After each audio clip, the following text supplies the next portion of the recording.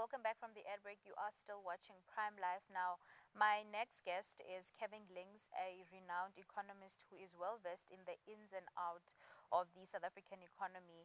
With the latest budget speech fresh on our minds, Kevin is here to dissect the key points, to reveal the implications for everyday South Africans, and to provide expert insights on what this means for our country's financial landscape. Thank you so much for joining us, Kevin. Pleasure. We're just going to jump straight into it. Now, how would you characterize this budget speech? Do you think it was more a conservative or ambitious given the current economic climate? I think overall it is a bit more conservative than what was presented back in March. If you remember back in March, the minister was forecasting GDP growth of 1.9%. He's revised that down to 1.4%. And obviously, he was back then wanting to put through VAT increases, which would have, I think, put many households under further pressure. The VAT increases have gone away. And so, from that perspective, it's more helpful in terms of household income. It doesn't mean that South Africa is in a better growth position, but I think had the VAT increase gone ahead, I think it would have probably caused more economic weakness. If I look at other elements of the budget, I would say that they are probably achievable. I don't think they're overly ambitious, but ultimately, we're still not finding the opportunities or the policies to really lift the growth meaningfully in this country. Mm. Just to, the budget speech outlines some of the key fiscal policy changes. In your view, which of these changes are likely to have the biggest impact on the economy and why? So obviously, there's this focus on infrastructure development. We've been saying for some time that the government needs to shift their priority in terms of the budget allocation, shift it away from consumption spending or what we call current expenditure, things like salary, social payments, and shift a bigger proportion into infrastructure development because obviously that can lift the growth rate over a period of time. And that seems to be now much more of a priority. So government has allocated just over 1 trillion rand to infrastructure over the next 3 years, and that's a meaningful amount. Obviously, if we're going to change the infrastructure, we've got to spend a lot more than 1 trillion. But I felt that in the speech and in the documents, there's much more emphasis now on government wanting to do infrastructure, particularly on through Transnet, in other words, the port capacity, the rail capacity, and then a decent amount on energy capacity. I would say that if you take the infrastructure being spent on ports, on the railway system, and on energy, that's about 60% of the 1 trillion. So that's where the bulk of the spending is prioritized, and then a significant amount on water and sanitation. So I'm hopeful that that gains traction, and if that gains traction, then obviously it will tend to draw the private sector in terms of additional investment and job creation. So for me, that's the most positive aspect of the budget, and it's the portion that is desperately needed in this country. Mm. The budget speech also, mentioned the GDP growth rate. Can we talk a little bit more about that? Sure. So as I said in the initially for this year, the minister was saying 1.9% Mm. growth. And at the time when that was presented back in March, it felt a little bit optimistic. Subsequent to that, what's happened is the South African economy has lost momentum. The economic data has deteriorated a bit. Confidence remains a bit lackluster. We've had some bad unemployment data. And so the 1.9% seems unachievable. So the minister was forced to revise down the growth rate, and he's taken it down from 1.9 to 1.4. It's probably actually still a little bit optimistic. I think there are many private sector economists that have a growth rate closer to 1%, but at least there's an acknowledgement that the economy is not performing the way it was hoped.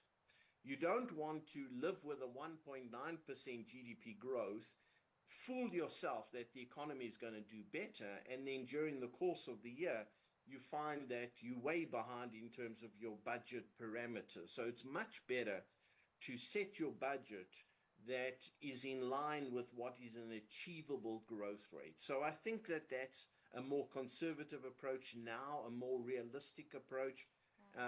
As I say, it's not something you would applaud in terms of the rate of growth. We need to have the economy growing at more than 3% ideally, but at least it is reasonably realistic. Mm. Now, what stands out as the most important change regarding the budget that was mentioned? So obviously, they did away with the VAT increase. So remember, the VAT increase was at the heart of the dispute in the first two attempts at the budget. So there's no VAT increase at all, and that's welcome. They did introduce a increase in the fuel levy. So the fuel levy goes up 15 cents a litre. I think it's very unfortunate. I guess from the minister's perspective, he needs all the revenue he can get. He would argue that the 15 cents a litre is small in relative terms. And also, we've had some petrol price reductions recently. So it probably won't do that much damage, but I think it's unfortunate.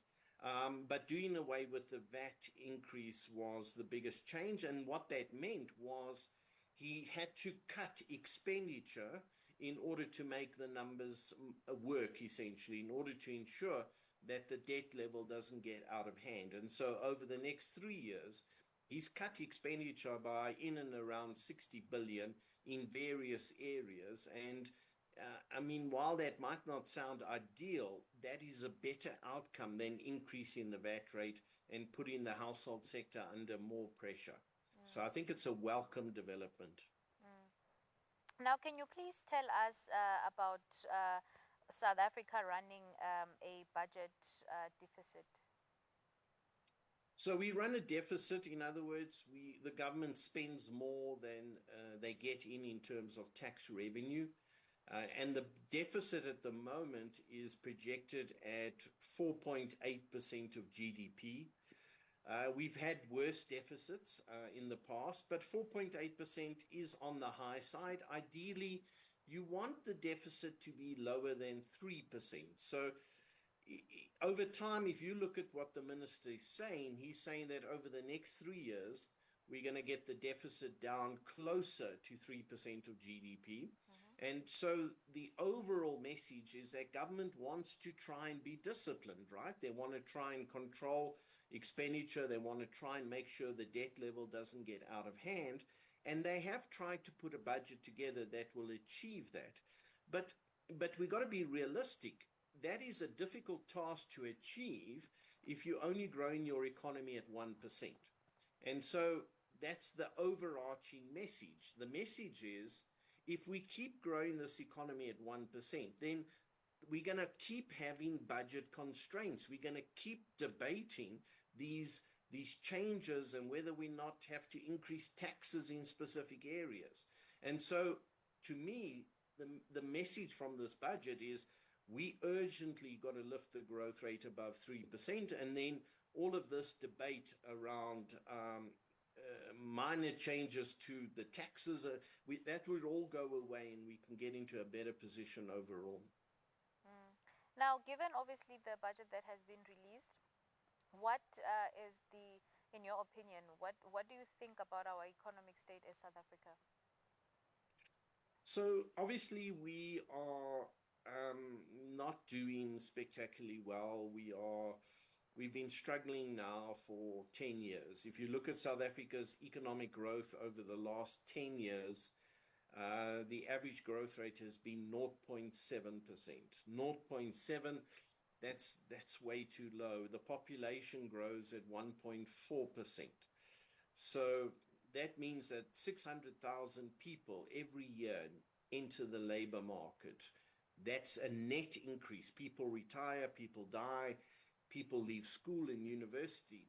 We need to add 600,000 jobs a year in order to accommodate the growth in the population, and we nowhere near that. And that's because this economy has been growing at an average of 0.8%. And so that growth rate, that low growth rate, it continues on.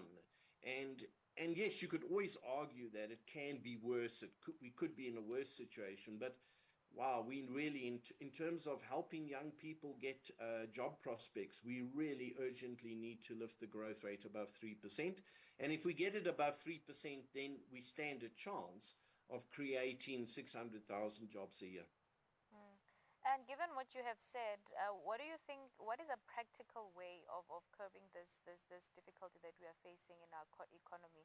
What do you think our government can do to better the situation? So the main thing is that you can see from the budget and you can see from the finances for Transnet and Eskom that there isn't finance available, right? The government debt is now going to be 77% of GDP. That's extremely high. The interest cost on that debt is 1.2 billion rand a day, every single day. So so there isn't money available within the public sector.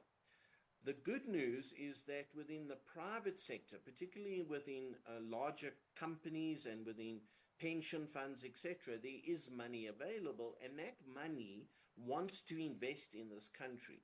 So the way forward, the best way forward would be to focus on private-public partnerships that try to develop South Africa's infrastructure. By that I mean government partners with the private sector to develop the rail system or to develop the port system. Now, government has embraced that idea, and they say they want to get the private sector involved in running the various rail corridors in South Africa, in operating the various ports in South Africa. So that process is underway, but the process is taking a long time to result in a change. And so we need to speed that up. We need to become a lot more urgent about making sure that we put this infrastructure in place by drawing the private sector into the process.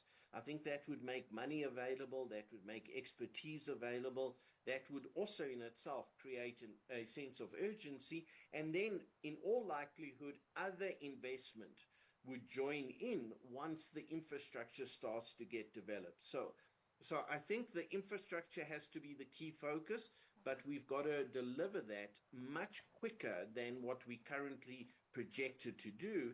And the only way to do that that I can see is partnering government with the private sector to benefit everyone. Mm.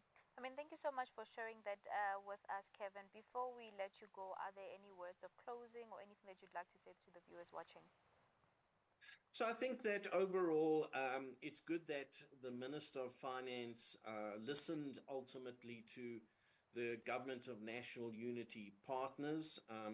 Obviously, the initial process was not ideal, but I think what it demonstrated was that the Government of National Unity is, while it can be disruptive and while there can be conflict, in this instance, it was able to come up with a resolution that is suitable to everybody. And I think that's the message that is very positive. And so, if we can approach all of these difficulties in exactly the same way, then hopefully the Government of National Unity sticks together and that it resolves any of these challenges as a collective. Then I think we have a good chance.